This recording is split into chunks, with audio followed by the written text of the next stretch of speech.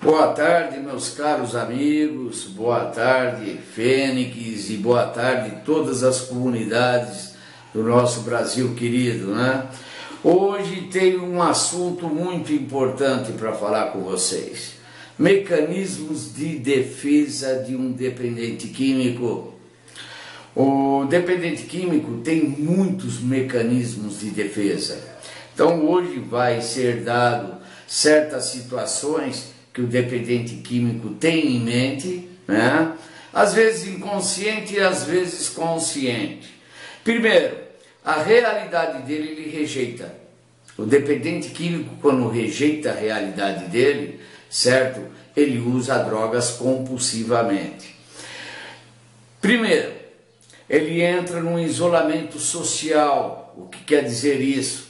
É a tendência a voltar para si mesmo, evitando todo tipo de confronto com a realidade. Quem tem um dependente químico em casa sabe disso. É uma forma de fuga dos seus próprios sentimentos. Então eu me isolo, não sei abrir os meus sentimentos.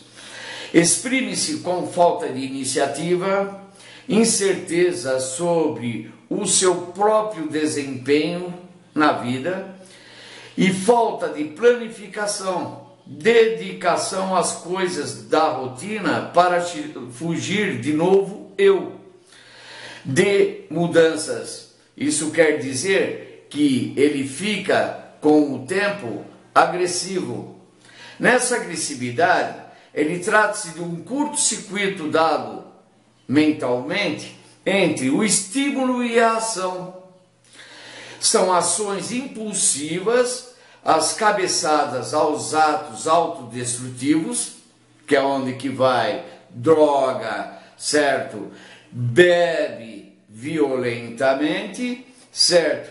E as rebeliões que ele provoca são os desatinos obstinados, que gera dentro da família ou numa vida social, podendo ser vista por dois ângulos, certo?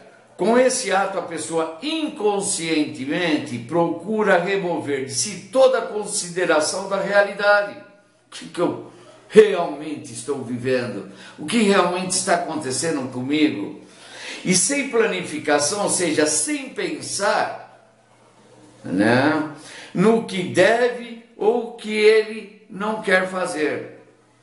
Então ele fica com essa agressividade, chega em casa mais agressivo, obrigando a família a dar o dinheiro certo para ele usar mais drogas ou beber mais, ele fica agressivo, porque ele não entende essa realidade. É um curto-circuito mental que ele tem, certo, nas suas fendas sinápticas.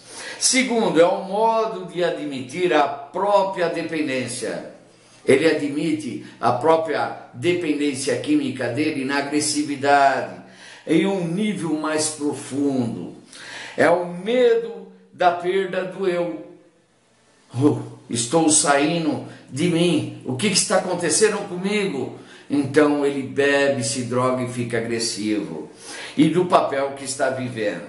Depois disso vem a prepotência. O dependente químico muitas vezes cai por ser muito prepotente. Não existe humildade nesses fatores. É um pedido disfarçado. Um tipo de agressividade em três, embutindo uma tensão a ser descarregada devido à presença de uma mensagem, mas que é por ele recusada.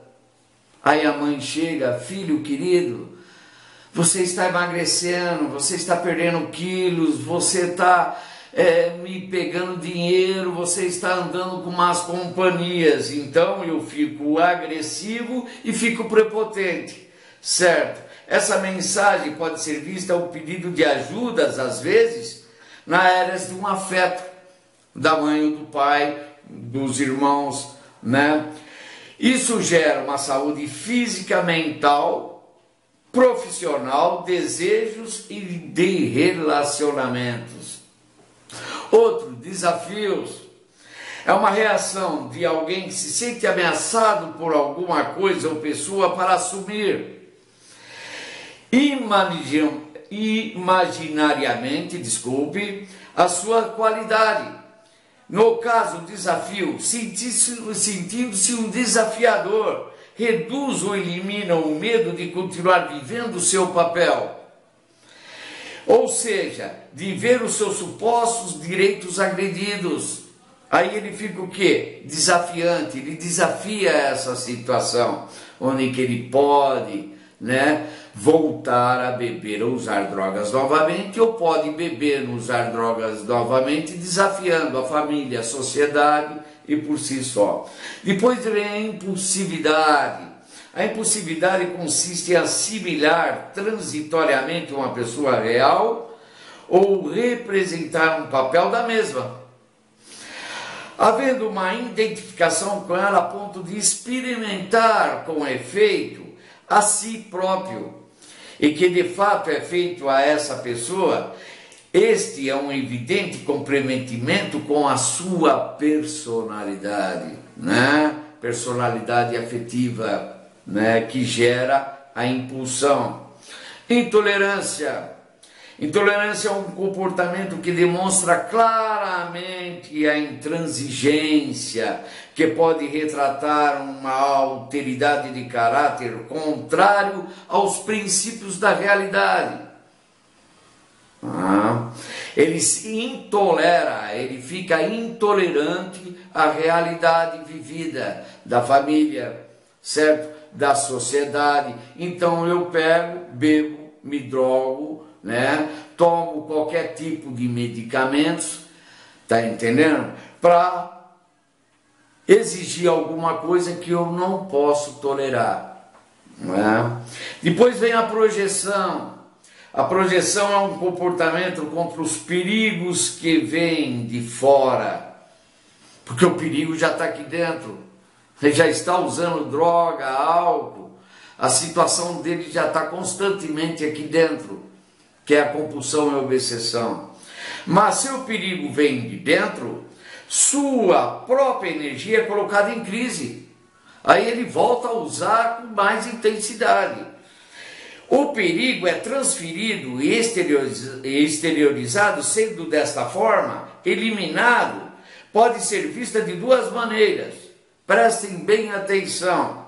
Transferindo um mal-estar pelo qual está passando para o outro. Então eu passo para minha família, para o meu pai, para minha mãe, para minha irmã, para a sociedade, o meu mal-estar que eu estou passando para o outro, E ninguém tem culpa que você está bebendo, usando droga. Quem tem culpa é você mesmo, que precisa buscar uma solução para a sua vida. Então, que sendo dessa forma eliminado, certo? Ele pode ser visto de duas maneiras, me entendam bem. Transferindo o mal-estar pelo qual está passando para o outro, isso eu já expliquei. Não sou eu que estou nervoso, é você que não está bem. Mãe, não sou eu que estou nervoso, apenas estou querendo o dinheiro para usar, é a senhora que não está bem, ou o pai, ou o tio, ou qualquer membro da família. Segundo, atribui aos outros os motivos que explicariam as próprias perturbações. Então, ele fica perturbado e atribui a outras pessoas o que está dentro dele, essa perturbação que ele não consegue controlar. Ele pode controlar com o uso de drogas ou álcool, certo? Eu estou nervoso, mas foi você quem me deixou nervoso. Não foi outras pessoas, foi você que me deixou nervoso. Continuando, certo? A mente do dependente químico consiste em criar bloqueios, certo? São certas percepções do mundo externo, ou seja, inconscientemente, nega essas situações. O dependente químico, ele é fácil de negar, como eu já falei em outras videoterapias, Deu uma realidade externa para proteger-se de um sofrimento que ele está sentindo dentro dele. Então eu nego daquele sofrimento. É por isso que existe o NA, o AA, o amor exigente, o alanão, várias várias pessoas que lá eles vão se entender porque estão sofrendo, porque um passa seu sofrimento para o outro e o outro procura ajudá-lo. Fixação é um mecanismo de defesa que protege a pessoa do medo da sua destruição. Ele se fixa na droga e no álcool com medo de auto se destruir e destruir aos outros. Ele age dessa maneira inconscientemente, companheiros, certo? Inconscientemente, né, pelo confronto pessoal com as dificuldades da sua situação real. Ele se vê jogado na rua, abandonado, ou às vezes de uma família nobre, que está roubando a mãe, roubando o pai, está desafiando todo mundo dentro de casa, só que a família deixa. E o que acontece? Ele vai usando cada vez mais, desafiando a própria família, ou às vezes a própria sociedade. Vocês veem, vocês chegam em qualquer rodoviária que existe em nossas cidades daqui da periferia, certo? Que as pessoas estão usando à noite, liberalmente, né? Então, tem muitas situações do dependente químico que eu quero explicar para vocês com mais profundidade, que o dependente químico, além de ser um usuário que se torna crônico, ele vai se tornando cada vez mais crônico. Por quê? Porque a doença vai progredindo dentro dele. E quando começa a progredir dentro dele a doença, ele negligencia o presente. Como? Através desse mecanismo, um impulso ou sentimento é inconscientemente deslocado de um objeto ou pessoa original para outro substituto. Através desse comportamento, o indivíduo é protegido do sofrimento que é a droga e o álcool. Ele quer se proteger do sofrimento que ele tem dentro dele. Então ele usa a droga e o álcool como remédio. Aqueles alcoólatras com delírio trêmulos, me dá uma, por favor. Eu conheci alcoólatras durante a longa jornada aí, certo? De trabalhar em clínicas, que eram pessoas de famílias funcionais, não precisava fazer aquilo, que chegava num boteco de manhã cedo, lavava o banheiro do dono do boteco por causa de um copo de pinga, e primeiro ele tomava um copo de pinga. Ou outro que vai vender a própria pedra, certo? Para acumular e ver o que vai sobrar mais tarde. Então, ele substitui um sofrimento por outro. O familiar passa a reprimir e hostilizar os companheiros do seu dependente como uma forma de uma transferência dos seus impulsos agressivos, certo? E o que acontece? E seus temores se originam da maneira abusiva de um indivíduo usar álcool ou outro tipo de droga. Vocês estão me entendendo? E aí o que acontece no dependente químico? Que cada vez mais vai progredindo a doença dele. A realidade é transformada, certo? Primeiro vem a onipotência, né? Que são fantasias e comportamentos que traduzem uma pretensão de poder absoluto. Justificativas. Eu uso porque tal, eu uso por causa daquilo, eu uso por causa da minha irmã, eu uso por causa do meu pai. Não é nada disso, né? Justifica, busca identificar com essa imagem e satisfaz o seu inconsciente, certo? O imperioso desejo narcisístico de morrer aos poucos, de usar drogas cada vez mais.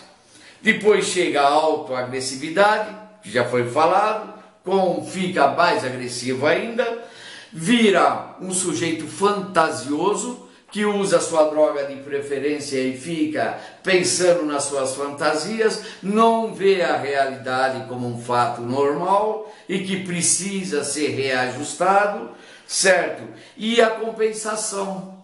Por quê? Porque eu não vivendo aquela realidade que me dá o desejo que me satisfaz, aquela droga me satisfaz na minha fantasia o desejo que eu quero, certo? Essa situação que eu estou tentando passar para vocês, certo? Que meu tempo também é curto, né? Que hoje à noite eu tenho que dar uma palestra numa clínica.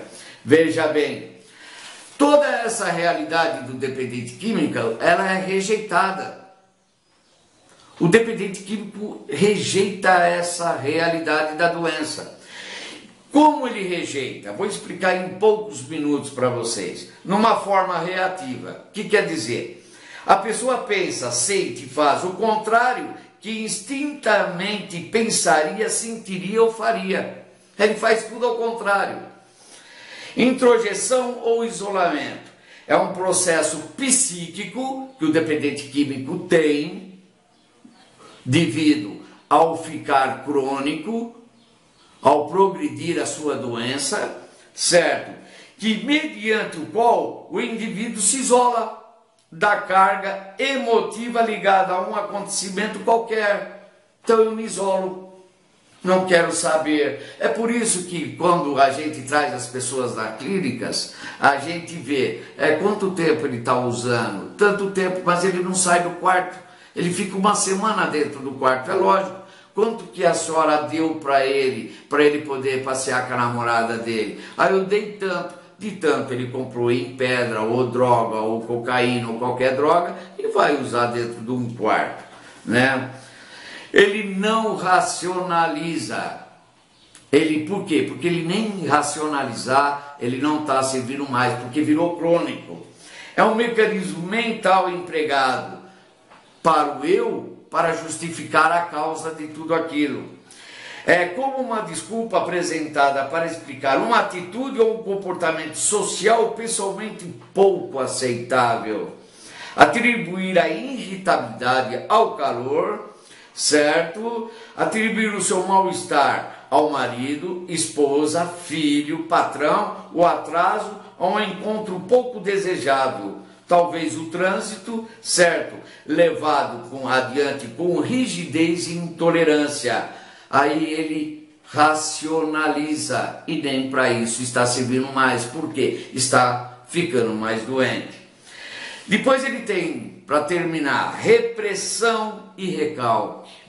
É um processo automático que vem na mente, que mantém fora das consequências impulsos, ideias ou sentimentos inaceitáveis aos quais não podem tornar-se conscientes através da evocação. É um mecanismo de defesa básica e procede a maioria dos outros. Funciona como reforços quanto a repressão é incompleta. O porquê? A sociedade, certo, é uma repressão incompleta e ele se ataca totalmente na droga e no álcool. E outra, que é uma das mais difíceis para a recuperação, nesses anos todos de trabalho, é o intelectualizado, é o mais difícil para recuperá-lo. E é o último, é o uso defensivo da razão. Eu uso porque eu tenho razão. Menos elaborado, consiste em evitar o problema prático, enfrentando dor a nível teórico, né? Eu sofro porque... Controle-se os afetos e os impulsos com reflexão abstrata, mas que, refazendo na experiência, é um excesso de pensamento privado, do componente reativo, certo? É isso daí que eu queria passar para vocês, nesse pouco tempo que eu tenho, certo? Que vocês prestem atenção no que a gente fala, que não é fácil lidar com o dependente químico. Ou ele vem pela dor, ele tem dois caminhos, ou pelo amor. Só que esse amor tem que ser visto também pela dor. Meus caros amigos, eu agradeço a Fênix, agradeço a todos vocês que estão me acompanhando nas minhas videoterapias.